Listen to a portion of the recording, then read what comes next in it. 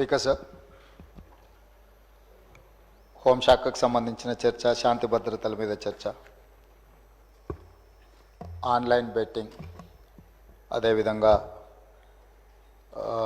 ఈ బెట్టింగ్ యాప్లు, అదేవిధంగా ఆన్లైన్ రెమ్మీ, వీటికి సంబంధించిన విషయాల మీద కంటిన్యూస్గా సభలో చర్చ జరగడం, బయట ఆందోళనకరమైన పరిస్థితులు ఉండడం, సిద్దిపేట శాసనసభ్యులు హరీష్ రావు గారు ఆన్లైన్ బెట్టింగ్ మీద, అదేవిధంగా ఈ బెట్టింగ్ యాప్ల మీద, ఆన్లైన్ రమ్మీ గేమ్ల మీద ప్రభుత్వం చర్యలు తీసుకోవాలి. పేదలకు తీరని నష్టం జరుగుతుంది. పేదలు ఈ బెట్టింగ్ యాప్లతో బలవుతున్నారు, ఆత్మహత్యలు చేసుకుంటున్నారు, రకరకాల ఆందోళనలు చేపట్టడం జరిగింది, మాట్లాడడం జరిగింది.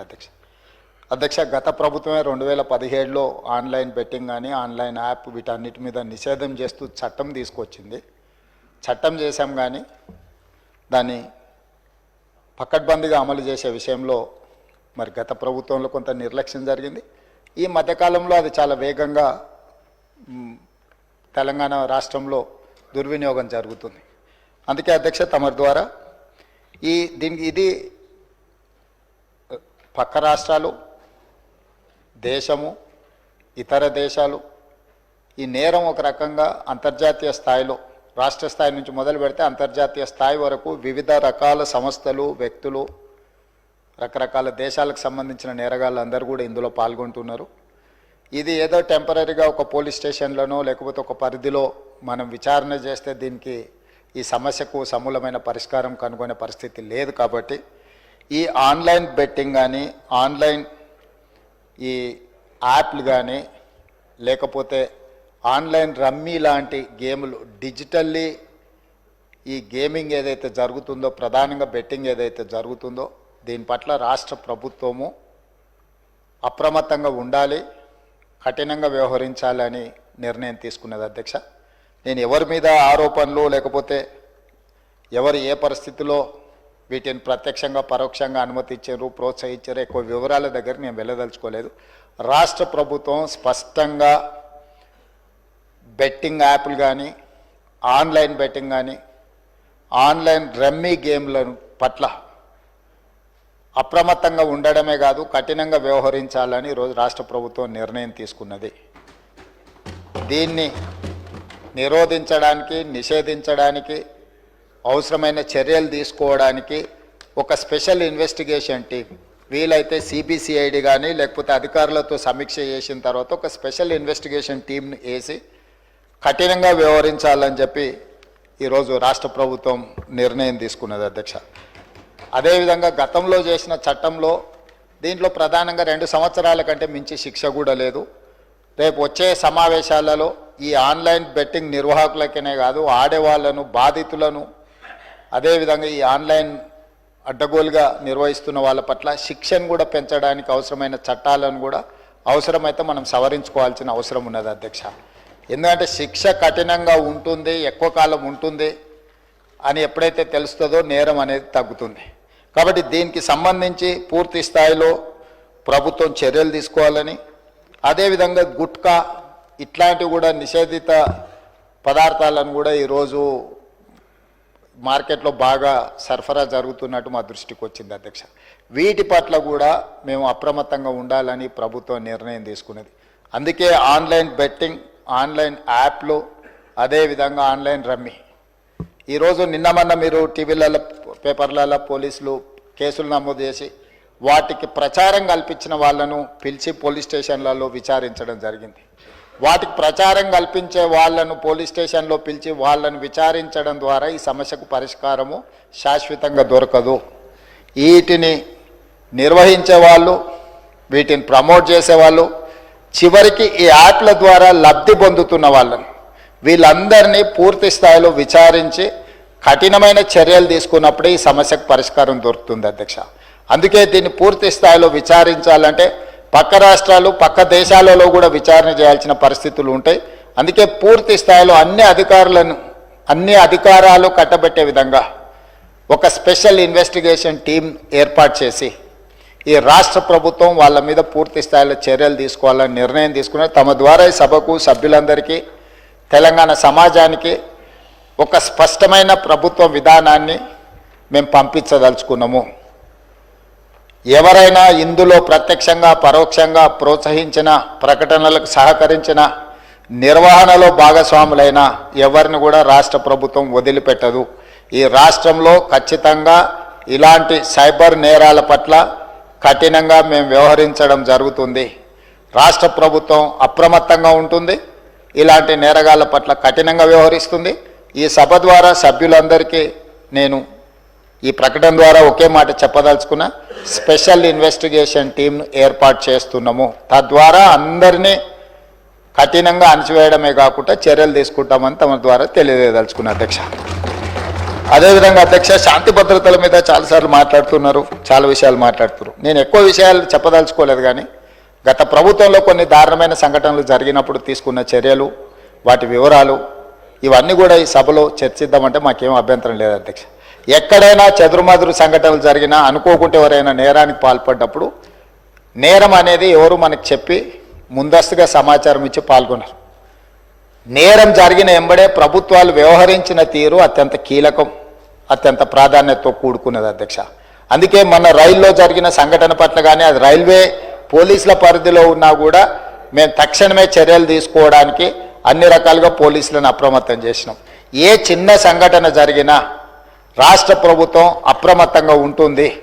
ఆనాడు ఔటర్ రింగ్ రోడ్ దగ్గర వెటర్నరీ డాక్టర్ను మీకు తెలుసు అధ్యక్ష, సాయంత్రం పూట అక్కడ ఉన్న డాక్టర్ని ఆ రోజు జరిగిన పరిస్థితులు, జరిగిన తర్వాత పరిణామాలు మనం అందరం చూసినాం. అదేవిధంగా అధ్యక్ష, న్యాయవాదులు వామన్ రావు గారు దంపతులు స్పష్టంగా కోర్టుకు వెళ్ళి మమ్మల్ని చంపుతారు, మమ్మల్ని చంపే ప్రక్రియలో ప్రభుత్వంలో ఉన్నవాళ్ళు, ప్రభుత్వానికి సంబంధించిన వాళ్ళే మమ్మల్ని చంపడానికి ప్రయత్నం చేస్తున్నారు, మాకు సెక్యూరిటీ ఇవ్వాలి అని చెప్పి హైకోర్టులో పిటిషన్ వేయడమే కాకుండా అక్కడ కోర్టులో కూడా వాదించి వస్తుంటే నడి బజార్లో నరికి చంపినారు అధ్యక్ష. నడి బజార్లో న్యాయవాదులను, హైకోర్టు న్యాయవాదులను నాడు నరికి చంపితే ఈనాటికి ఆ చంపిన వాళ్ళ మీద రకరకాలుగా ఆ రోజు కేసులో ఉన్న వాళ్ళని తప్పించి ఈరోజు సుప్రీంకోర్టులో రాష్ట్ర ప్రభుత్వం సిబిఐ విచారణకు వాళ్ళు కేసు వేస్తే ఈరోజు సిబిఐ విచారణ కోసం రాష్ట్ర ప్రభుత్వం మాకేం అభ్యంతరం లేదు, విచారణకు ఆదేశాలు ఇవ్వండి అని చెప్పే పరిస్థితి. న్యాయవాదులను చంపితే కూడా ఆనాడు ప్రభుత్వము ఏమాత్రం కూడా స్పందించలేదు.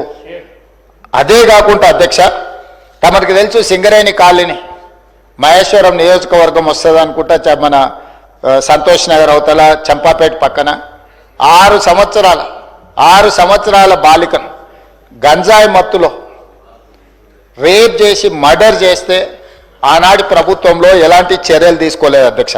అదేవిధంగా అధ్యక్ష, 2020 సంవత్సరంలో దేశంలోనే మహిళలపై జరిగిన అత్యాచారాలల్లో ఆనాటి రాష్ట్ర ప్రభుత్వం 4వ స్థానాన్ని సాధించింది అధ్యక్ష. తెలంగాణ రాష్ట్రం మహిళల మీద జరిగిన మొత్తం చిన్నారులపై వీళ్ళపై అగత్యాలు జరిగిన దాంట్లో ఎన్సీఆర్బీ ఇచ్చిన నివేదిక ప్రకారం రాష్ట్రం 4వ స్థానంలో ఉండే అధ్యక్ష. అదేవిధంగా అధ్యక్ష, ఇట్లాంటి ఒక్క దగ్గర కాదు, ఎన్నో సంఘటనలు. జూబ్లీ హిల్స్లో మైనర్ బాలికను పబ్లో నుంచి తీసుకెళ్ళి అక్కడికక్కడనే జూబ్లీ హిల్స్లో రేప్ చేస్తే, ఆ రేప్ చేసిన దాంట్లో టీఆర్ఎస్ నాయకుడి కుమారుడే అందులో ప్రత్యక్షంగా పాల్గొంటే ఆ రోజు వాళ్ళను కాపాడడానికి ప్రయత్నం చేసిండ్రు అధ్యక్ష.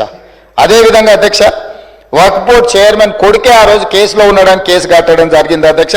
సరిగ్గా నేను ఎక్కువ దూరం వెళ్ళి ఆరోపణలు చేయదలుచుకోలేదు. ఆ రోజు ఉన్న ఒక మంత్రి గారి కుటుంబానికి సంబంధించిన వాళ్ళ మీద కూడా వచ్చిన ఆరోపణలు మీ అందరి దృష్టికి వచ్చినాయి అధ్యక్ష. అదేవిధంగా ఈరోజు ఇట్లాంటి సంఘటనలు జరిగినప్పుడు మన అందరం కూడా బాధితుల పట్ల సానుభూతితో నుండి నేరగాళ్ల పట్ల కఠినంగా వ్యవహరించడానికి సహకరించాలి. అట్లా కాకుండా ఇదేదో ప్రభుత్వమే ప్రత్యేకంగా ఈ చర్యలు చేసే వాళ్ళను కాపాడుతుంది అన్నట్టుగా ప్రధాన ప్రతిపక్ష పార్టీ ఈ రకంగా ఆరోపణలు చేయడం, తద్వారా ఒక ఆందోళనకరమైన పరిస్థితి కల్పించి తెలంగాణ రాష్ట్రంలోకి వచ్చే పెట్టుబడులను రానియకుండా, పెట్టుబడులు ఎప్పుడు వస్తాయి అధ్యక్ష? శాంతి భద్రతలు పెట్టుబడిదారులకు రక్షణ కల్పించినప్పుడే రాష్ట్రానికి పెట్టుబడులు వస్తాయి. ఈరోజు ఏ మంచి పని చేపడదామన్నా దానికి ఒక దురుద్దేశాన్ని ఆపాదించి ఆ దురుద్దేశం ద్వారా తెలంగాణ రాష్ట్రం మొత్తం కుప్పగూలిపోయింది. ఈ రాష్ట్రంలో శాంతి భద్రతలు లేవు, ఈ రాష్ట్రంలో మీరు పెట్టుబడులు పెట్టకండి, ఈ రాష్ట్రం దివాలా తీస్తేనే తప్ప మాకు సంతోషం కలగదు అన్నట్టుగా ఈరోజు మాట్లాడడం ఏమాత్రం సమంజసం కాదు అధ్యక్ష. ఈరోజు ఈ రాష్ట్రంలో శాంతి భద్రతలను ఆనాడు 2004 నుంచి 2014 వరకు ఏది ఎట్లున్నా హైదరాబాద్ నగరంలో ప్రధానంగా శాంతి భద్రతల విషయంలో ప్రభుత్వం ఏమాత్రం ఆనాడు రాజీ పడకుండా మేము చేసిన ప్రయత్నాలు తెలంగాణ రాష్ట్ర అభివృద్ధికి ఎందుకో అనుకూలించినాయి. లక్షలాది కోట్ల రూపాయల వేలాది కోట్ల రూపాయల పెట్టుబడులు వచ్చి లక్షలాది ఉద్యోగ ఉపాధి అవకాశాలు హైదరాబాద్ నగరంలో తెలంగాణ రాష్ట్రంలో ఎందుకు వచ్చినాయి అధ్యక్ష? ఆనాటి ప్రభుత్వాలు తీసుకున్న నిర్ణయాలు, నేరగాళ్ల పట్ల వ్యవహరించిన తీరు, కఠినంగా వాళ్ళని అణచివేయడంతో ఈ రాష్ట్రానికి పెట్టుబడులు వచ్చినాయి, సంస్థలన్నీ వచ్చినాయి అధ్యక్ష. ఈరోజు సైబరాబాద్ ప్రాంతం కానీ, హైటెక్ సిటీ ప్రాంతం కానీ, ఔటర్ రింగ్ రోడ్ ప్రాంతం కానీ, అంతర్జాతీయ ఎయిర్పోర్ట్ ప్రాంతం కానీ, గచ్చిబౌలి కానీ, ఇలా చెప్పుకుంటూ వెళ్తే రాయదుర్గం కానీ ఇవన్నీ ఎప్పుడు విస్తరించినాయి అధ్యక్ష? ఎప్పుడు అభివృద్ధి చెందినాయి? హైదరాబాద్ నగరంలో ఒకనాడు ఉమ్మడి రాష్ట్రంలో లేకపోతే అంతకంటే ముందు మత కల్లోలాలు ఉంటే కూడా అందరినీ కూడదీసుకొని అందరినీ కలుపుకొని వాటిని అణిచివేసిన తర్వాత ఈ రాష్ట్రం అంటే శాంతి భద్రతలకు ఒక వేదిక అని తయారు చేసిన తర్వాతనే మనకు పెట్టుబడులు వచ్చినాయి అధ్యక్ష. విస్తరణలో భాగంగా మెట్రో కానీ, రోడ్లు కానీ, ఫ్లైఓవర్లు కానీ, కృష్ణానది జలాలు కానీ, గోదావరి జలాలు కానీ, ఇట్లా ప్రతిదీ హైదరాబాదు నగరం యొక్క మౌలిక వసతులను పెంచడమే కాకుండా శాంతి భద్రతలను కాపాడడంతో మన రాష్ట్రానికి పెట్టుబడులు వచ్చినాయి అధ్యక్ష. ఈరోజు ఒక మంచి ఉద్దేశంతో చేపట్టిన చర్యలను కూడా మీ స్వార్థం కోసం ఈ ప్రభుత్వం విఫలం చెందింది అని చిత్రీకరించాలన్న ఆలోచనతోని ప్రభుత్వం మీద, కాంగ్రెస్ పార్టీ మీద చేసే దాడిలో భాగంగా తెలంగాణ అభివృద్ధి మీద కూడా మీరు యాసిడ్ దాడులు చేసే పరిస్థితులు వచ్చినాయి అధ్యక్ష. తెలంగాణ కుప్పగూలాలన్న ఒక ఆలోచనతోని కుట్రపూరితంగా అన్ని రకాల వేదికల మీద తప్పుడు ప్రచారం చేయడం వల్ల ఈరోజు తెలంగాణ ప్రతిష్టను మసకబార్చే ప్రయత్నం చేస్తున్నారు అధ్యక్ష. దయచేసి తమరి ద్వారా నేను చేస్తున్న విజ్ఞప్తి ఒకటే, ఇట్లాంటి కుట్రలు చేయకండి. ఈ కుట్రలు తెలంగాణ రాష్ట్రానికి ప్రయోజనం కాదు. రేపు భవిష్యత్తులో మీరు అధికారంలోకి రావాలన్న ఆలోచన చేస్తున్నామని మీరు పదే పదే చెప్తారు. చాలా దగ్గరలో వచ్చేసారి మేమే అధికారంలోకి వస్తామంటారు. మరి వచ్చేసారి మీరు అధికారంలోకి రావాలంటే రాష్ట్రం దివాలా తీసి రాష్ట్రం మొత్తం తగలబడిపోయి రాష్ట్రానికి పెట్టుబడులు రాకుండా వచ్చిన పెట్టుబడులు ఇతర రాష్ట్రాలకు తరలిపోయి ఇది జరిగితే ఈ రాష్ట్రానికి ఏమైనా ప్రయోజనం చేకూరుస్తుందా? ఎందుకు విజ్ఞతతోని 10 సంవత్సరాలు ప్రభుత్వం నడిపారు. గతంలో కూడా 20 ఏళ్ళలో 30 ఏళ్ళలో మేము ప్రభుత్వంలో పనిచేసినాం, తెలంగాణ కోసం ఉద్యమాలు చేసినామని ఎవరైతే నాయకులు చెప్పుకుంటున్నారో మీకు సోషల్ రెస్పాన్సిబిలిటీ లేదా? Only political responsibility, only power మాంగర్స్గా మీరు మారి అధికారం మాకు ఉండాలి, అధికారం పోతే ఒక క్షణం కూడా మేము భరించలేము, అధికారం లేకుంటే ఒక క్షణం కూడా మేము ఉండలేము అన్న విపరీతమైన పోకడలు ఏ రకంగా తెలంగాణ సమాజానికి మేలు చేస్తాయి అధ్యక్ష? ఈరోజు తెలంగాణ రాష్ట్రాన్ని ప్రపంచ చిత్రపటం మీద పెట్టాలి అని మేము చేస్తున్న ప్రయత్నాలను మేము నిరంతరం పెట్టుబడులను ఆకర్షించే ఉద్యోగ ఉపాధి అవకాశాలు పెంచాలని ఏదైతే ప్రయత్నం చేస్తున్నామో, శాంతి భద్రతలను కాపాడాలని మేము నిర్విరామంగా చేస్తున్న కృషి, మేము వచ్చిన తర్వాత గణేష్ నిమజ్జనం కావచ్చు, లేకపోతే మొహరం కావచ్చు, బక్రీద్ కావచ్చు, అన్ని మతాలకు సంబంధించిన పండుగలలో ఎక్కడైనా చిన్న చెదురుమదురు సంఘటన కూడా ఏదైనా జరిగిందా అధ్యక్ష? ఈ 15 నెలలలో ఎక్కడైనా శాంతి భద్రతల విషయంలో ఎక్కడైనా మేము రాజీపడ్డామా అధ్యక్ష? ఈరోజు ఈ రాష్ట్రాన్ని దేశానికే ఒక ఆదర్శ రాష్ట్రంగా తీర్చిదిద్ది అత్యధికంగా విదేశీ పెట్టుబడులను తీసుకొచ్చి ఈరోజు ఇన్ఫ్లేషన్ విషయంలో, ధరల నియంత్రణలో దేశంలో నెంబర్ 1 అధ్యక్ష. 1.3 ఇన్ఫ్లేషన్ ఉన్న రాష్ట్రము భారతదేశంలో ఏదైనా ఉందా అంటే తెలంగాణ. ధరలను నియంత్రించడంలో, ఉద్యోగ ఉపాధి అవకాశాలు కల్పించిన దాంట్లో, నిరుద్యోగ సమస్యను తగ్గించిన దాంట్లో, స్టేట్ ఓన్డ్ ట్యాక్స్ కలెక్షన్లో, ప్రతి దాంట్లో దేశంలో నెంబర్ 1 తెలంగాణ రాష్ట్రం నిలబడ్డది అధ్యక్ష. దేశంలోనే ఇతర రాష్ట్రాలలో రాష్ట్ర సొంత పన్నుల వసూళ్లలో తెలంగాణ రాష్ట్రం 88% పన్నులను వసూలు చేసి దేశంలోనే నెంబర్ 1 రాష్ట్రంగా తెలంగాణ రాష్ట్రం నిలబడ్డది. మహారాష్ట్ర నెంబర్ 2, మిగతా రాష్ట్రాలు అట్లుంటే ప్రధానమంత్రిగా ప్రాతినిధ్యం వహించే గుజరాత్ 6-7 స్థానానికి పోయింది అధ్యక్ష. ఇవన్నీ కూడా మా సహచర మంత్రులు అధికారులు అందరు కష్టపడి చేస్తున్న ప్రయత్నాన్ని మీరు అభినందించండి. అప్పుడే అంత ఆత్రము, అంత తాపత్రయము, అంత అసహనం ఎందుకని నేను అడుగుతున్నా. కడుపు నిండా విషం పెట్టుకొని ఎందుకు ఈ మాటలు? మీరు నిజంగా మీ అనుభవాన్ని రంగరించి సూచనలు చేయండి. ఒకప్పుడు ప్రధాన ప్రతిపక్ష నాయకుడిగా అక్కడనే జానారెడ్డి గారు కూర్చొని మీరు తీసుకుంటున్న నిర్ణయాలకు వారు ఏ రకంగా ప్రభుత్వానికి సలహాలు సూచనలు ఇచ్చిండ్రు జానారెడ్డి గారిని ఆదర్శంగా తీసుకోండి. మీరు ఆనాడు మా పార్టీ ప్రయోజనాల కంటే కూడా రాష్ట్ర ప్రయోజనాలు ముఖ్యమని చెప్పి పెద్దలు జానారెడ్డి గారు ప్రతిపక్ష నాయకుడు, మొట్టమొదటి ప్రతిపక్ష నాయకుడుగా ఒక సాంప్రదాయాలను వారు ఏర్పాటు చేసింది.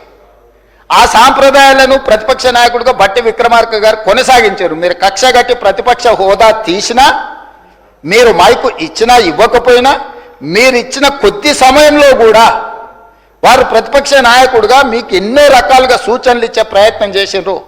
ప్రభుత్వం తీసుకుంటున్న నిర్ణయాలలో ఉన్న లోపాలను ఎత్తి చూపడమే కాకుండా మీకు సహేతుకమైన సలహాలు సూచనలు ఇచ్చే ప్రయత్నం ఆనాడు ప్రతిపక్ష నాయకులుగా బట్టి విక్రమార్క గారు, జానారెడ్డి గారు చేశారు. ఈరోజు కూడా మీ నుంచి మేము ఆశిస్తున్నాం. మీరు ఎంత చేసినా, ఎగిరెగిరి దంచినా, ఎగరకుంట దంచినా మీకు వచ్చే కూలి అంతనే. ఎన్నికలు అనేటి 2029లో వస్తాయి అధ్యక్ష. వాళ్ళ తాపత్రయపడ్డంత మాత్రాన, వాళ్ళు ఆవేదన చెందినంత మాత్రాన, వాళ్ళు హడావిడి పట్టినంత మాత్రాన ఒక సంవత్సరం రావు అధ్యక్ష ఎలక్షన్లు. అప్పుడే ఒక ఆయన అంటాడు వచ్చేసినాయి బై ఎలక్షన్స్ వచ్చేసినాయి, వచ్చే నెలలే అని టికెట్లు వంచుతాడు ఒక ఆయన. ఆయన టికెట్లు వంచాను కదా నేను వంచాలని ఇంకొక ఆయన వంచుతాడు. వాళ్ళ పోటీతోని మా సాగుకు వస్తున్నారు అధ్యక్ష. వాళ్ళ అంతర్గతంగా ఏమని ఉంటే ఉండని వాళ్ళు ఇట్లా తెలుసుకొని మాకేం అభ్యంతరం లేదు. ఒక ఆయన పొద్దున్నే ప్రెస్ మీట్ పెడతా, మధ్యాహ్నం ఒక ఆయన ట్విట్టర్లో పెడతాడు దాని కౌంటర్ పార్టీ. ఒక ఆయన ట్విట్టర్లో పెట్టగానే ఇంకొక ఆయన ప్రెస్ నోట్ రిలీజ్ చేస్తాడు. వీళ్ళిద్దరు ఇట్లా చేశారు కదా అని పెద్దల సభలో ఉన్న వాళ్ళు వాళ్ళ వైపు నుంచి వాళ్ళు అదే ప్రయత్నం చేస్తున్నారు. వాళ్ళ పోటీ రాష్ట్ర ప్రభుత్వానికి తలకాయ నొప్పిగా మారిపోయింది అధ్యక్ష. ఈరోజు అందుకే నేను ఒకటే విజ్ఞప్తి చేస్తున్నా అధ్యక్ష. ఎన్నికలు మహేశ్వర్ రెడ్డి గారి పార్టీ జమిలీ ఎన్నికలు అంటారు, అవన్నీ కలిపి తీసుకొస్తామంటారు. ఇవన్నీ ఓవేళ అంతా కలిసి వస్తే 2028లో రావాల్సిన ఎలక్షన్లు అవి 2029కి పోయేటట్టున్నాయి అధ్యక్ష.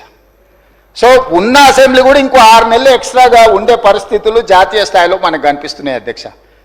సో ఈ 4 ఏళ్ళు మనము రాష్ట్రాన్ని మంచిగా అభివృద్ధి చేసుకుందాము. మీరు నా దగ్గరకు వచ్చిన వాళ్ళలో అప్పుడప్పుడు టీవీలలో పేపర్లలో ఎవరు వచ్చి కలిసినా కూడా ఇటు అటు అని నేను ఎవరికైనా నేను సభానాయకుడిగా ముఖ్యమంత్రిగా ప్రతి ఎమ్మెల్యేకి నేను అందుబాటులో ఉంటా. అది సిద్దిపేట శాసనసభ్యులు హరీష్ రావు గారు వచ్చినా, లేకపోతే పల్లా రాజేశ్వరరెడ్డి గారు వచ్చినా, లేకపోతే వెంకట రమణారెడ్డి గారు వచ్చినా, నేను రాజకీయాలు చూడను అధ్యక్ష. ముఖ్యమంత్రిగా నా దగ్గరికి తీసుకొచ్చిన సమస్యల్ని వీలైనంత మేరకు వాటిని పరిష్కరించాలన్న మా బట్టి గారు సూచన చేశారు. గజ్వేల్ శాసనసభ్యులు వచ్చినా కూడా, ప్రతిపక్ష నాయకుడు వచ్చినా కూడా ఆ నియోజకవర్గానికి సంబంధించిన సమస్యలు కూడా పరిష్కరించాలంటారు. శాసనసభ నియోజకవర్గాలకు ప్రాతినిధ్యం వహించే ఎమ్మెల్యేలను నేను ఖచ్చితంగా ప్రజలు ఎన్నుకున్న ప్రతినిధులుగా వాళ్ళని గౌరవించే బాధ్యత నాది అధ్యక్ష. Just they can come as walking, just ఇట్లా నడుచుకుంటూ వచ్చి ముఖ్యమంత్రికి ఏదైనా రిప్రజెంటేషన్ ఇవ్వచ్చు. దానికి అనవసరమైన రాజకీయాలు ఆపాదించాల్సిన అవసరం లేదు అధ్యక్ష. మీరు డెఫినెట్గా ఇస్తాము. ఇచ్చినప్పుడు ఇన్ఛార్జ్ మినిస్టర్ ఉంటాడు, మీకు ఇన్ఛార్జ్ మినిస్టర్లు నిర్ణయాలు చేస్తారు. ఈరోజు ఇందిరమ్మ ఇళ్ళలో ఇందిరమ్మ కమిటీలు ఉన్నాయి, అన్నీ ఉన్నాయి. డెఫినెట్గా ఇస్తాము. మీరు ఇచ్చిన కాగితాలు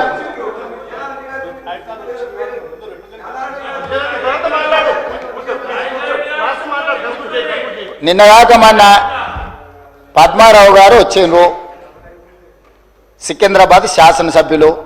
ఆయన నియోజకవర్గానికి సంబంధించిన కాలేజీలు ఇతర నిర్మాణాలకు సంబంధించిన నిధుల గురించి వచ్చిండ్రు. అక్కడికక్కడనే నేను ఆదేశాలు ఇచ్చి ఎంబడే ఆ పనులను మొదలుపెట్టాను అని చెప్పిన. కృష్ణమోహన్ రెడ్డి గారు వచ్చిండ్రు. గద్వాల ప్రాంతం గట్టు మండలము అత్యంత వెనుకబడ్డ మండలము, డార్క్ మండలం. గద్వాల ఏరియాల one of the backward area. వారు వచ్చిండ్రు, ప్రాజెక్టులు కట్టాలన్నారు. ఇచ్చిన యాదయ్య గారు వచ్చారు చేవెళ్ళ నుంచి, వారికి చేసిన మిత్రుడు ప్రభాకర్ రెడ్డి గారు కుటుంబంలో శుభకార్యం ఉంది రావాలని వెడ్డింగ్ కార్డు ఇచ్చిండు. నేను ఎవరినైనా వెళ్ళాను, కలిశాను, ఆశీర్వదించి వచ్చిన. మంచిని మంచి అంటాము, చెడును చెడు అంటాము. మా మైండ్లలో చెడు లేదు. మీరు మైండ్ లేదని ఉన్నా దాన్ని తగ్గించుకోండి. 10 సంవత్సరాల అనుభవం తర్వాత ప్రజలు ఇచ్చిన తీర్పు మనకు కొంత కనువిప్పు కలిగించాలి. అది కాకుండా మనం ఎంతసేపు ఉన్నా ఎదురుగున్న వాళ్ళని బద్నాం చేయడం ద్వారా మనం మంచోళ్ళం అవుదామని అనుకుంటే కుదరదు అధ్యక్ష. ప్రజలు విఘ్నులు. మమ్మల్ని బద్నాం చేసినంత మాత్రాన మీరు మంచోళ్ళు కాలేరు. మీరు మంచుకుంటే మంచోళ్ళు అవుతారు. మా మీద బురద చల్లి మాకంటే వాళ్ళ దగ్గర ఎక్కువ బురదుంది చూడండి అని మీ మీద ఉన్న బురద కంటే మా మీద ఎక్కువ చల్దామని, లేకపోతే మా డిప్యూటీ సీఎం గారినో ఇంకొకరినో బద్నాం చేయడం ద్వారా మీరు మంచోళ్ళు అవుదామని మీరు ముసుగు దొరుకుని మీరు ప్రవర్తించడం వల్ల మీకు ఏమీ ప్రయోజనం ఉండదు. అందుకే ఈరోజు రాష్ట్ర ప్రభుత్వం రాకేష్ రెడ్డి లేనట్టున్నాడు. ఆయన young India integrated residential school గురించి నాకు ఇవ్వాలి, నేను ప్రతిపక్ష ఎమ్మెల్యేను కదా అంటే 100% ఇస్తా అని చెప్పిన పెట్టినం లిస్టులో నాకు తెలిసి. సో అధ్యక్ష, మేము వివక్ష చూపించము. వివక్ష మా విధానం కాదు.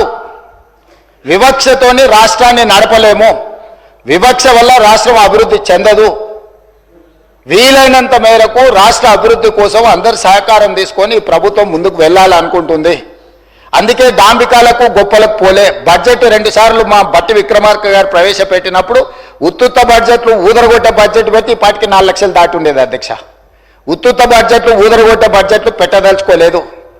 చేసేదే చెప్తాం, చెప్పిందే చేస్తామనే విధానంతో బడ్జెట్ నియంత్రించడం ద్వారా రాబోయే 2 బడ్జెట్లలో యాక్యురేట్ 100%. ఈరోజు నేను బట్టి విక్రమార్క గారి తరఫున వారు ప్రవేశపెట్టిన బడ్జెట్ నాకు అంచనా వేసిన తర్వాత నాకున్న సుదీర్ఘకాలం ప్రతిపక్షంలో పనిచేసిన అనుభవము, 15 నెలలు ముఖ్యమంత్రిగా చేసిన అనుభవంలో 95% వారు ఈరోజు ప్రవేశపెట్టిన బడ్జెట్ నిజం కాబోతుంది. Minimum 95%. Whereas 2014 to 2023 go through all 10 budgets. మొదటి సంవత్సరం 40% వ్యత్యాసం ఉంది. ఏ రోజు కూడా 25% కంటే తక్కువ వ్యత్యాసం లేని బడ్జెట్ని గత ప్రభుత్వాలు పెట్టలేదు అధ్యక్ష. కాగితాలకే పరిమితమైన కేటాయింపులు, కాగితాల మీదనే కేటాయింపులతోని శాఖలు నిర్వహించాలని, వెల్ఫేర్ నిర్వహించాలని, ఇట్లా రకరకాల అబద్ధాలతోని ప్రైవేట్ కంపెనీలు బ్యాంకులలో లోన్ తెచ్చుకోవడానికి ఎన్ని రకాలుగా బ్యాలెన్స్ షీట్లను ఫ్రాడ్ చేస్తారో రాష్ట్ర ప్రభుత్వం అన్ని రకాలుగా బడ్జెట్ను ఫ్రాడులెంట్ బడ్జెట్స్ ప్రవేశపెడితే CAG time and again they have given findings. ఇంత ఫ్రాడులెంట్ ఇవే మేము చూడలేదని క్యాగ్ నివేదికలు ఇచ్చినాక కూడా వాళ్ళ ఆలోచన మారతలేదు. వాళ్ళ ఆ ఆలోచన మారిపోయింది. ప్రజలు వాళ్ళని మార్చిండ్రు. మాకు ఒక అవకాశం ఇచ్చిండ్రు. మాకు అవకాశం ఇచ్చినప్పుడు కనీసం కొంత పని చేయడానికి సహకరించి కొంతకాలం చూసిన తర్వాత వాస్తవాల ప్రాతిపదికన ఏదైనా మాట్లాడితే బాగుంటుంది అధ్యక్ష. అంతే తప్ప ఈరోజు ఏదో భూసేకరణ చేయడానికి పోయినా అంతెందుకు అధ్యక్ష. నిన్నమన్నా నేను చూస్తున్నా గచ్చిబౌలిలో భూమి మీరేం చేయొద్దని అధ్యక్ష. దాదాపుగా 25 సంవత్సరాలు అనుకుంటా. 25 సంవత్సరాల క్రితం బిల్లీరావు అనే వ్యక్తికి, ఒక ప్రైవేట్ వ్యక్తికి, ప్రైవేట్ సంస్థకు ఆ భూమి కేటాయించారు. 25 సంవత్సరాల నుంచి ఏ రోజు కూడా సెంట్రల్ యూనివర్సిటీ దగ్గర ఆ భూమి లేదు. తెలంగాణ ఉన్న కంబైన్డ్ రాష్ట్రంలో 2006లో ఆనాడు కాంగ్రెస్ పార్టీ రద్దు చేసింది ఆ కేటాయింపు. అక్కడి నుంచి కోర్టు కేసులు జరిగినాయి. 2014లో తెలంగాణ రాష్ట్రం వస్తే 2024 వరకు 10 సంవత్సరాలు గత ప్రభుత్వం బిల్లీరావు నుంచి భూమి గుంజుకోలేదు అధ్యక్ష. నేను వచ్చిన వెంబడే సుప్రీంకోర్టు వరకు వెళ్ళి కొట్లాడి ఒక ప్రైవేట్కు ఐఎంజీ భారత్ అని ఒక ఫేక్ కంపెనీకి కేటాయించిందని ఆరోపణలు ఎదుర్కొంటున్న భూమిని సుప్రీంకోర్టులో కూడా కేసు గెలిచి ఆ భూమిని వెనక్కి తీసుకొని ఆ భూమిని ఈరోజు మనం అభివృద్ధిలో భాగంగా టీజీఐఐసి కేటాయించి అక్కడ ఐటీ కంపెనీలు ఇతర పరిశ్రమలు రావడానికి అవసరమైన లేఅవుట్ చేయండి అని చెప్పి ఈరోజు ఒక అభివృద్ధి కోసము ఒక కాంక్రీట్ ప్రపోజల్తో ముందుకు వస్తే ఈరోజు అక్కడ ఏదో రిజర్వ్ ఫారెస్ట్ ఉన్నట్టు, రిజర్వ్ ఫారెస్ట్లో అత్యంత ఏమంటారు జీవరాశులు ఉన్నట్టు, జింకలు, పులులు, సింహాలన్నీ ఆన్నే ఉన్నాయి అన్నట్టు. జింకలు, పులులు, సింహాలు లేవు అధ్యక్ష. ఆ చుట్టుముట్టుతో కొన్ని గుంట నక్కలు చేరి ఇట్లా వ్యవహరిస్తున్నాయి అధ్యక్ష. గుంట నక్కలకు గుణపాఠం చెప్తాం అధ్యక్ష. అది 100% developed area. We are also going to utilize for development. We are not utilizing or otherwise మేము ఎవరికో అర్ధరాత్రి పూట ఎవరికో కట్టబెట్టే ప్రయత్నం చేయలేదు అధ్యక్ష. పర్ఫెక్ట్ డెవలప్మెంట్ చేసి ఓపెన్ ఆక్షన్ ద్వారా అంతర్జాతీయ స్థాయి సంస్థల్ని పెట్టుబడులు పెట్టడానికి భూమిని తెలంగాణ ఇండస్ట్రియల్ ఇన్ఫ్రాస్ట్రక్చర్ కార్పొరేషన్ ద్వారా ఆ పెట్టుబడులను ఆకర్షించడం కోసం ఈరోజు ఒక ప్రణాళికబద్ధమైన డెవలప్మెంట్ చేయడానికి మేము ముందుకు వస్తే ఇవాళ దాన్ని అడ్డుకునే ప్రయత్నం చేస్తున్నారు అధ్యక్ష. నేను ఒకటే మాట అడుగుతున్నా అధ్యక్ష, 10 సంవత్సరాల మీద అధికారంలో ఉన్నప్పుడు ఐఎంజీ భారత బిల్లీరావు అనే ఆయన దగ్గర భూమి ఉన్నప్పుడు మీకు బాధ లేదు, దుఃఖం లేదు, ఆ భూమిని వెనక్కి తీసుకురావాలని ఆలోచన లేదు. అలాంటి వాళ్ళ నుంచి ఆ భూమిని వెనక్కి తీసుకొచ్చి పరిశ్రమల అభివృద్ధి కోసం ఎందుకు అక్కడికి పోయినాం అధ్యక్ష? ఈరోజు అమెరికన్ కౌన్సిలేట్ అక్కడనే ఉంది, ఈరోజు విప్రో అక్కడనే ఉంది, ఇన్ఫోసిస్ అక్కడనే ఉంది, ఐటీ పరిశ్రమలన్నీ అక్కడనే ఉన్నాయి.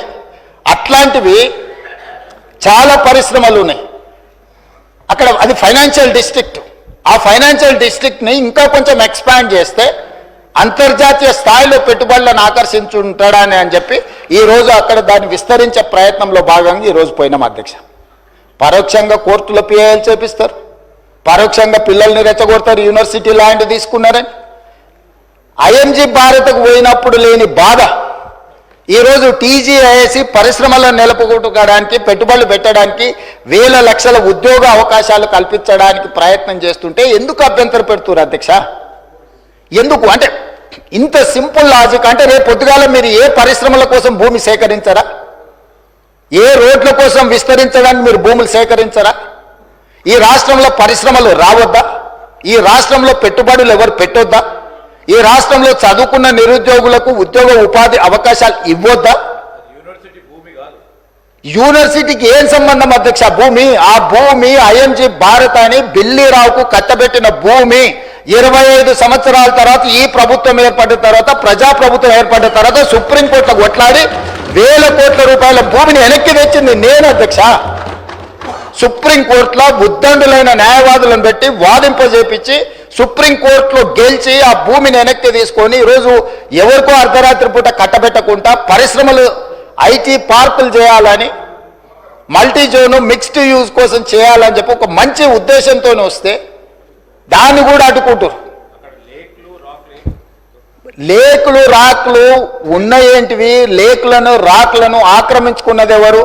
ఎందుకు ఇవన్నీ వీళ్ళు ఈరోజు అడ్డం పడుతున్నారు ఏంది అనేది నేను అది ఇంకో సందర్భంలో వివరాలు చెప్తా అధ్యక్ష.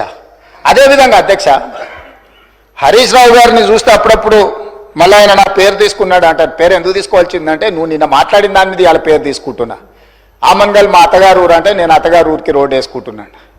అత్తగారు వాళ్ళ ఊరు వదిలి 5 దశాబ్దాలు అయింది అధ్యక్ష. అత్తగారు వాళ్ళ ఊరు వదిలేసి 5 దశాబ్దాలు అయింది. ఫ్యూచర్ సిటీని వాళ్ళు పరిశ్రమల కాలుష్యంతో మొత్తం రంగారెడ్డి జిల్లాను సర్వనాశనం చేయాలని కుట్రపూరితంగా అత్యంత కలుషితమైన ఫార్మా కంపెనీలను అక్కడ పెడుతుంటే కలుషితమైన ఫార్మా కంపెనీలు అన్నిటిని ఒక దగ్గర కూడబెడితే అంతర్జాతీయ ఎయిర్పోర్ట్ కూడా కుప్పకూలుతుందని చెప్పి దాన్ని జాగ్రత్తగా జీనోమ్ వ్యాలీ ఏ విధంగా డిజైన్ చేసినామో అట్లా చేయడమే కాకుండా ఏమాత్రం కలుషితం లేని పరిశ్రమలకు భూములు కేటాయించాలి, దానికి అంతర్జాతీయ ప్రమాణాలు ఉండాలి, నెట్ జీరో సిటీ చేయాలి, ఏఐ హబ్ చేయాలా, స్పోర్ట్స్ హబ్ చేయాలా, ఎడ్యుకేషనల్ హబ్ చేయాలా, ఇట్లాంటివన్నీ మేము పెడితే వాటిని అడ్డుకోనికి ఆ రోడ్ అక్కడికి తీసుకెళ్ళి అధ్యక్ష రోడ్ ఆమన్గల్ కోసం వేయలేదు అధ్యక్ష, రోడ్డు అత్తగారు ఊరికి వేయలేదు అధ్యక్ష. మా అత్తగారు రోడ్డు కావాలంటే సొంత పైసలతోనే అంతకంటే పెద్ద రోడ్డు వేసుకున్నట్టు అంత శ్రీమంతులు అధ్యక్ష. వాళ్ళు ఏమంత పేదోళ్ళు కాదు. నేను రోడ్డు వేస్తే వాళ్ళు బాగుపడేటంత పరిస్థితి ఏం లేదు. మా అత్తగారు ఎవరో మీకు కూడా బాగా తెలుసు అధ్యక్ష. అధ్యక్ష ఔటర్ రింగ్ రోడ్డు నుంచి రీజనల్ రింగ్ రోడ్ ఎక్కడైతే వస్తుందో ఈ రెండింటి మధ్యలో రేడియల్ రోడ్స్ ఒక్కటి కాదు అధ్యక్ష, 11 రోడ్లు డెవలప్ చేయాలని ఈరోజు ప్రతిపాదనలు తెచ్చినాము. ఇవాళ ఒక్కటే మేము అక్కడ కొంగర కళా నుంచి ఎగ్జిట్ రోడ్లో తీసుకొని ఫ్యూచర్ సిటీని టచ్ చేసుకుంటా 90 డిగ్రీస్ స్ట్రైట్గా తీసుకున్నాం. నేను స్ట్రైట్గా హరీష్ రావు గారిని నేను అడుగుతున్నా సూటిగా, ఇంకొక ఆయనకైతే సరే ఆయనకు నేను మాట్లాడేది అర్థమైతే అర్థం కాదో నాకు తెలియదు కానీ వారు ఇక్కడనే ఉన్నారు కాబట్టి వారిని అడుగుతున్నా. ఈరోజు అభివృద్ధి వద్దా? రీజనల్ రింగ్ రోడ్డు నిర్మించాలన్నా వద్దా? రేడియల్ రోడ్స్ వేయాలన్నా వద్దా? ఫ్యూచర్ సిటీ కట్టాలన్నా వద్దా? మూసి రిజిన్యువేషన్ ప్రాజెక్టు, మూసి పునరుద్ధరణ ప్రాజెక్టును చేపట్టాలనా వద్దా? పరిశ్రమల కోసం భూములు సేకరించి పరిశ్రమలకు కేటాయించి తద్వారా పెట్టుబడులను ఆకర్షించి తద్వారా రాష్ట్రాన్ని అభివృద్ధి చేయాలనా వద్దా?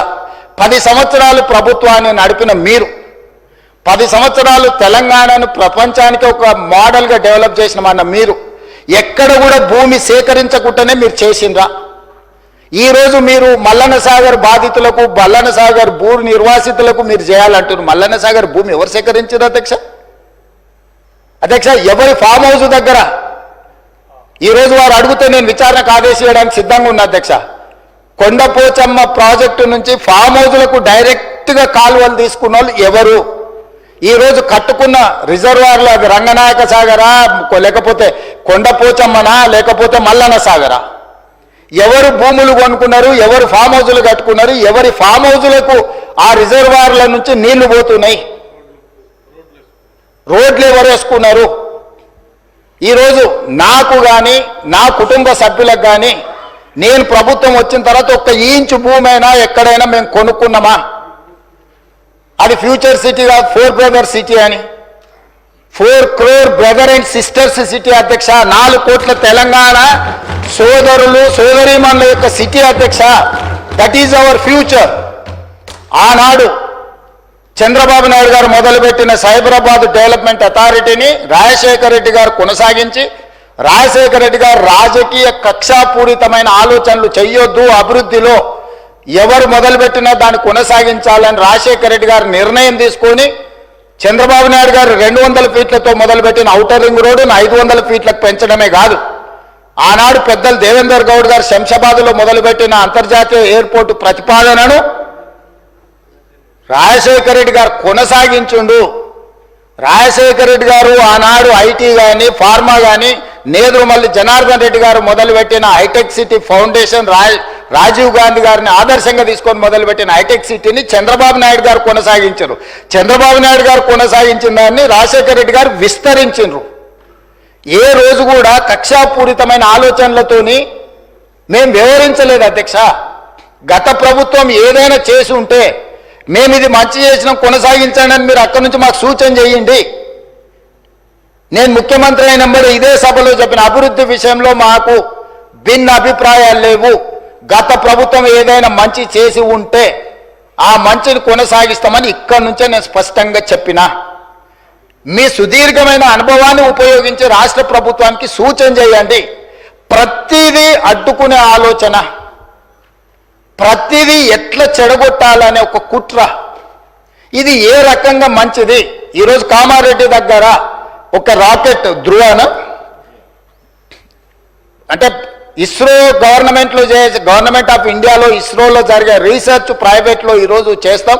కామారెడ్డి దగ్గర మాకు ల్యాండ్ కావాలని అంటే ఒక దేశానికి సంబంధించి ప్రపంచంతోనే పోటీ పడే రాకెట్ సైన్స్ తయారు చేసే వాళ్ళకి మేము కామారెడ్డిలో ఉన్న ఎమ్మెల్యే ఎవరు అధ్యక్ష? ప్రతిపక్షానికి సంబంధించిన ఎమ్మెల్యే. అంత మంచి సంస్థను అక్కడికి పంపించాలని ఎందుకు అనుకుంటున్నాం అధ్యక్ష? మాకేముంటుంది అధ్యక్ష? తెలంగాణ మొత్తం మాదే అధ్యక్ష. నేను తెలంగాణకు ప్రాతినిధ్యం వహిస్తున్న అధ్యక్ష. ఒక్క ప్రాంతానికి కాదు, నేను ఈ ప్రాంతం ఆ ప్రాంతం కాదు, తెలంగాణ మొత్తం మా పరిధిలోనే, మా మంత్రివర్గం మా ప్రభుత్వం పరిధిలే. ఈ తెలంగాణను క్రియేట్ చేసింది మేము, ఈ తెలంగాణను ప్రొటెక్ట్ చేసేది మేము, ఈ తెలంగాణను డెవలప్ చేసేది మేము, ఫ్యూచరిస్టిక్ తెలంగాణగా మార్చేది మేము అధ్యక్ష. ఈరోజు ఎక్కడ చూసినా అక్కడ లేక్స్ రాక్స్ లేకపోతే ఏమో ఉన్నాయి అధ్యక్ష. నిజ నిర్ధారణ కమిటీ మీరు వేసుకోండి అధ్యక్ష. మీరు ఆదేశాలు ఇస్తే మాకేమో అభ్యంతరం లేదు. ఎమ్మెల్యేలు అందరినీ ఒక ట్రిప్ తీసుకెళ్లి చూపిద్దాం అధ్యక్ష.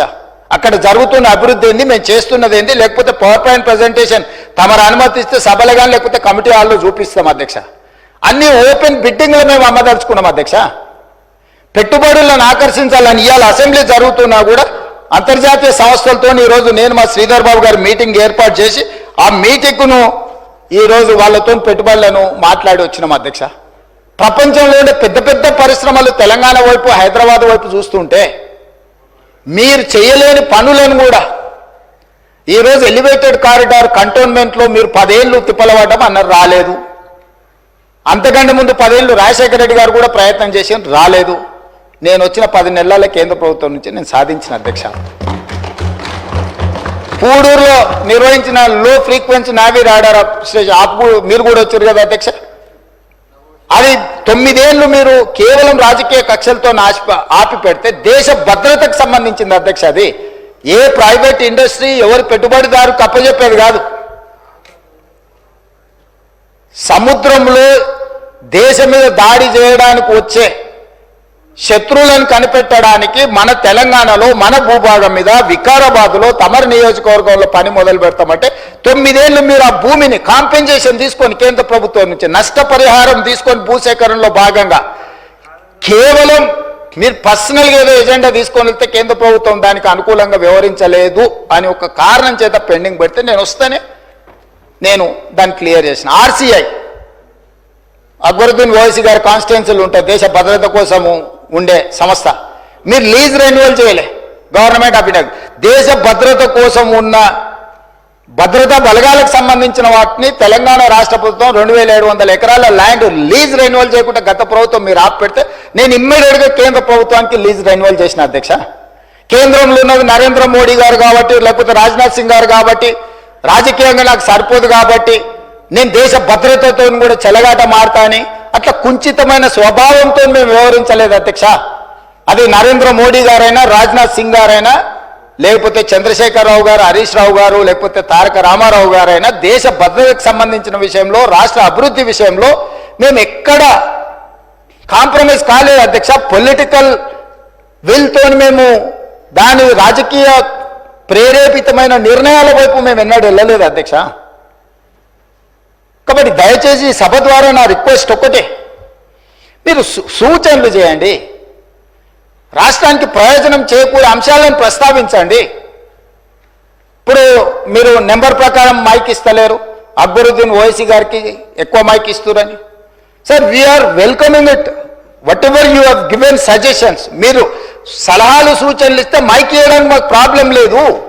మీరు మీ కుట్రలకు, మీ కుతంత్రాలకు మీరు తెలంగాణ మీద విషం చిమ్మడానికి ఈ మైకును వాడుకుంటామంటే మీరు చాలా విఘ్నతతోని ఇక్కడ ఉన్న వాళ్ళకి మైక్ ఇవ్వకుండా వాళ్ళకి ఇచ్చినాక కూడా మేము ఎవరము అభ్యంతరం పెట్టకుండా స్పీకర్ గారి నిర్ణయమే మాకు శిరోధార్యం అని చెప్పి మేము ఏ విషయంలో కూడా మేము అభ్యంతరం పెట్టకుండా సహకరించినాం అధ్యక్ష. అందుకోసమని ఈరోజు అధ్యక్ష నా సూచన ఒకటే అధ్యక్ష, బెట్టింగ్ యాప్ల విషయంలో కానీ, ఆన్లైన్ బెట్టింగ్ విషయంలో కానీ, లేకపోతే ఆన్లైన్ రమ్మీ విషయంలో కానీ వ్యసనాలకు తెలంగాణలో తావు లేదు. గంజాయికి, డ్రగ్స్కి, కొకైన్కి, కెసినో వాళ్ళకి, కోళ్ళ పందాలకి తెలంగాణలో తావు లేదు. అట్లాంటి వాళ్ళని మీరు ప్రోత్సహించకండి, మీరు ఎంత దగ్గర వాళ్ళైనా. మళ్ళీ నేనే దాని వివరాలు మాట్లాడితే అట్లెట్లా మీరు, ఇట్లెట్లా మీరు, కేసు అట్లెట్లా పెడతారు. మన వాళ్ళు ఉన్నప్పుడు తప్పని పరిస్థితులు వస్తాయి. మీకు బాధ ఉండొచ్చు, మీకు బాధ ఉన్నప్పుడు వాళ్ళని అట్లాంటి తప్పులు చేయకుండా ఆపాలి. గతంలో మనది అధికారం ఉన్నప్పుడు చెల్లింది కానీ ఇప్పుడు చెల్లదురా నాయన. ఇప్పుడు ఇట్లా చేస్తే ఊపోది ప్రభుత్వం అని మీరు మంచి చెప్పుకోవాలి, తలుపు మూసి లోపలింట్లో కొంత చెప్పుకోవాలా. సో దయచేసి మళ్ళొకసారి నేను ప్రతిపక్షానికి విజ్ఞప్తి చేస్తున్నా, అభివృద్ధి భూసేకరణ విషయంలో మీరు అభ్యంతరం పెట్టకండి. నష్టపరిహారం ఇద్దామా, ఏమిద్దామో చెప్పండి, ఓపెన్ డిబేట్ ఫర్ దట్. భూసేకరణ విషయంలో భూమి కోల్పోతున్న వాళ్లకు బాధ ఉంటుంది, దుఃఖం ఉంటుంది. ప్రత్యామ్నాయం ఏం చేద్దామో చెప్పండి. మూసి పరివాహక ప్రాంతంలో నష్టపోతున్న పేదలకు ఏమిద్దాము, ఒక మంచి కమ్యూనిటీ, ఒక గేటెడ్ కమ్యూనిటీ కట్టి వాళ్ళకి ఇల్లు కట్టిద్దామా, లేకపోతే వాళ్ళకి నష్టపరిహారం బాగిద్దామా, లేకపోతే ఫ్యూచర్ సిటీ రోడ్లో పోయే వాళ్ళకి ఏ విధంగా నష్టపరిహారం ఇద్దాము, లేకపోతే ఫ్యూచర్ సిటీలో భూసేకరణకు సంబంధించి ఎంత నష్టపరిహారం ఇద్దాము, లగచర్లలో పేదవాళ్ళ భూమి పోతే ఏమిద్దామో చెప్పండి. ఇది ప్రభుత్వ ఖజానాలో నుంచి ఇచ్చేది ఎవరు, వాళ్ళు కానీ నేను కానీ ఎవరు మన ఇళ్లలో నుంచి తీసిస్తలేము. ప్రభుత్వ ఖజానా నుంచి అభివృద్ధిలో వాళ్ళు సహకరించినప్పుడు వాళ్ళకు రూపాయి ఎక్కువ నష్టపరిహారం ఇచ్చి వాళ్ళని ఆదుకునే బాధ్యత మనది. వాళ్ళకు ఉపాధి కల్పించే అవకాశం ఉంటే వాళ్ళకు ఉపాధి కల్పిద్దాం, వాళ్ళ కుటుంబాలకు ఉద్యోగ అవకాశం కల్పించేది ఉంటే ఉద్యోగ అవకాశం కల్పిద్దాం. కానీ భూసేకరణనే మేము అడ్డుకుంటాము, మేము ముందుకే పోనీయము. వేసిన మీ దాంట్లోనే తీసుకోరు, కరెక్ట్, మంచి క్వశ్చన్ అడిగాడు. మల్లన్న సాగర్లో కేసులు వేసిన ఆయన వాళ్ళ దాంట్లోనే తేలేడు, పాలమూరు రంగారెడ్డిలో కేసు వేసిన ఆయన వాళ్ళ దాంట్లోనే తేలేడు. వీరం హర్షవర్ధన్ రెడ్డి కేసు వేసిండు అధ్యక్ష పాలమూరు రంగారెడ్డిలో, ఎంబడే అక్కడనే పక్కన కూర్చున్నాడు అధ్యక్ష. సభ్యుడు ఇక్కడ లేడు, కానీ కేసులు వేసిన వాళ్ళని మొత్తం లిస్టు తీద్దాం. కేసులు వేపించింది వాళ్ళే, కేసులు వేపించింది వాళ్ళే, కేసులు వేపించింది వాళ్ళే, చేర్చుకునేది వాళ్ళే. రాష్ట్ర అభివృద్ధిని అడ్డుకునేవాడు కేసులు వేసి అడ్డుకున్న వాళ్ళను మీరు ఎట్లా కండువ కప్పారు అధ్యక్ష? ఎట్లా పార్టీలో చేర్చుకున్నారు? పార్టీలో చేర్చుకున్నారు. బీఫామ్ ఎట్లా ఇచ్చిండ్రు అధ్యక్ష? మళ్ళీ ఎలక్షన్లో ఎట్లా ఇచ్చిండ్రు అధ్యక్ష? అంటే ఇప్పుడు ఎట్లా మాట్లాడతారంటే 2014 నుంచి ఒకే చట్టం ఉంది కదా అధ్యక్ష. స్పీకర్ పదవి ఉంది, విప్పు పదవి ఉంది, ప్రతిపక్షమే ఉంది. ఆనాడు ఎమ్మెల్యేలు మారితే మీరు మంత్రులు చేశారు, కనీసం మేము అట్లా కూడా చేయలేదు. మారలేదట వాళ్ళు, మేము మారనే లేదు, ముఖ్యమంత్రిని అభివృద్ధిలో కలిసి వచ్చినామంటారు. మీరు మంత్రులు చేసిన వాళ్ళు డిస్క్వాలిఫై కాలేదు, ఉప ఎన్నికలు రాలేదు. బాజాబ్తో గవర్నర్ దగ్గర పోయి మంత్రులే చేసి 5 ఏళ్ళు మంత్రి, 10 ఏళ్ళు, ఒక ఆయన 8.5 ఏళ్ళు, మా అక్క 4.5 ఏళ్ళు మంత్రి చేసింది. ఎన్నడూ ఉప ఎన్నికలు రాలే. కానీ ఇప్పుడు ఉప ఎన్నికలు వస్తే వచ్చే వారమే ఉప ఎన్నికలు అంటారు అధ్యక్ష. ఎట్లా వస్తాయి అధ్యక్ష? చట్టం మారలే, న్యాయం మారలే, స్పీకర్ ఆఫీసు సేమే ఉంది, పాలకపక్షం ప్రతిపక్షం అట్లనే ఉంది, రాజ్యాంగం అసలే మారలేదు. ఇంకెట్లొస్తాయి అధ్యక్ష ఉప ఎన్నికలు? నాకు అర్థం కాలేదు. ఏ రాజ్యాంగం ప్రకారం వస్తాయి అధ్యక్ష? డాక్టర్ బాబాసాహెబ్ అంబేద్కర్ గారు రచించిన రాజ్యాంగం ప్రకారము గత అనుభవాల దృష్ట్యా ఎప్పుడు కూడా పార్లమెంట్ ప్రాక్టీసెస్ అండ్ ప్రొసీజర్స్ అని ఉంటాయి అధ్యక్ష. చట్టంలో గ్రే ఏరియా ఉన్నప్పుడు గతంలో ఎలాంటి విధి విధానాలను ఆచరించారు, సాంప్రదాయాలు ఎట్లున్నాయని చూస్తారు అధ్యక్ష. 2014 నుంచి 2019, 2019 నుంచి 2023 వరకు ఏ సాంప్రదాయాలను సభ ఆచరించిందో అచ్చం గదే సాంప్రదాయాలను మనం ఆచరిస్తాం అధ్యక్ష. అంతే కదా అధ్యక్ష? తమరైనా నేనైనా సేమ్ సాంప్రదాయాలనే ఆచరిస్తాం కదా అధ్యక్ష. సో అందుకోసమని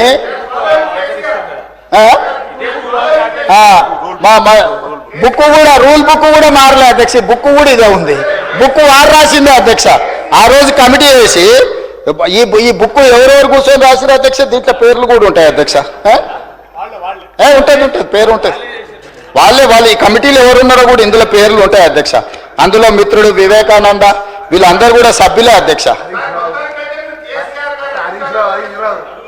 మేమేం అడుగుదాడలో నడతలేను, ఆయన అడుగుల్లో నడిస్తే మడుగులో పడతాం. ఆయన అడుగులో నడుస్తామంటే మడుగులో పడతాం, సడుగులు ఇరుగుతాయి అధ్యక్ష. అట్లాంటి వాటి చేయం అధ్యక్ష. సాంప్రదాయాలను పాటిస్తామని అంటున్నాం అధ్యక్ష. ఈ సభ కొన్ని సాంప్రదాయాల ప్రాతిపదికన సభ నడుస్తుంది అధ్యక్ష. నేనున్న సభ్యులందరికీ, ఇక్కడున్న మిత్రులకు, సభ్యులకు, ఆశించుటలకు ఒక ఆయన అయితే ఆల్రెడీ నేను అభ్యర్థి ఆయన ప్రచారం తిరుగుతుండు. పాపం ఆయన అమాయకుడు. ఉన్న మంత్రి పదవి ఊడవిక్కిరు, పంచగట్టుకుర్రు. ఆయన నానాడు మా ముందర నువ్వు పంచగట్టుకొని తిరుగుతావని ఓ ఉప ముఖ్యమంత్రినే తీసేసిర్రు. ఎందుకంటే కొంచెం మంచిగా డ్రెస్ అయితే కూడా వాళ్ళకి నచ్చక ఆ రోజు నేను చెప్పిన రోజు ఆయనకు, ఆ రోజు నాకు మంచి మిత్రుడే అప్పట్లో, అరే నువ్వు ఇంత మంచిగా కడక్ తయారై ఇట్లా చేసి నువ్వు సభలోకి వస్తే ఉద్యోగం ఊడుతుందన్న సరిగ్గా నెల తిరిగేటప్పటికి ఉద్యోగం ఊడిపోయింది అధ్యక్ష.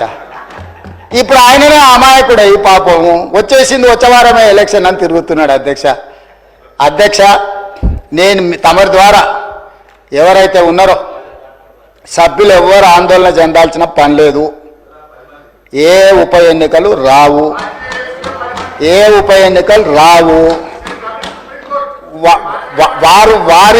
ఉప ఎన్నికలు వారు కోరుకున్నా రావు.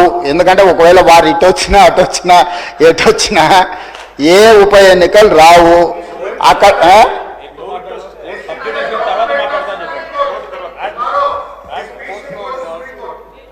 అదేవిధంగా హరీష్ రావు గారు బాగా గుర్తు చేశారు. విషయం సుప్రీంకోర్టులో ఉంది. ఆ సుప్రీంకోర్టులో సబ్జుడిస్ అయిన విషయంలో లోపల నేను మాట్లాడితే కొంత ప్రొటెక్షన్ ఉంది, కానీ బయట మాట్లాడే వాళ్ళకి ఎవరికి ప్రొటెక్షన్ ఉండదు actual. This house is immune for certain laws. ఈ సభలో మనం కొన్ని విషయాలు ప్రస్తావించవచ్చు. సభకు రక్షణ ఉంది తమ నాయకత్వంలో. కానీ సభ బయట ఉప ఎన్నికలు వస్తాయి, అయిపోయింది, వచ్చే వారమే ఎన్నికలు, మల్లవారమే ఎన్నికలు, ఇదంతా ఉత్తదే అధ్యక్ష. అదేంది జరిగేది లేదు, పోయేది లేదు, ఎవరు ఆందోళన చెందాల్సిన పని లేదు. ఎందుకంటే ఉప ఎన్నికల మీద మనం దృష్టి పెట్టాల్సిన అవసరం లేదు.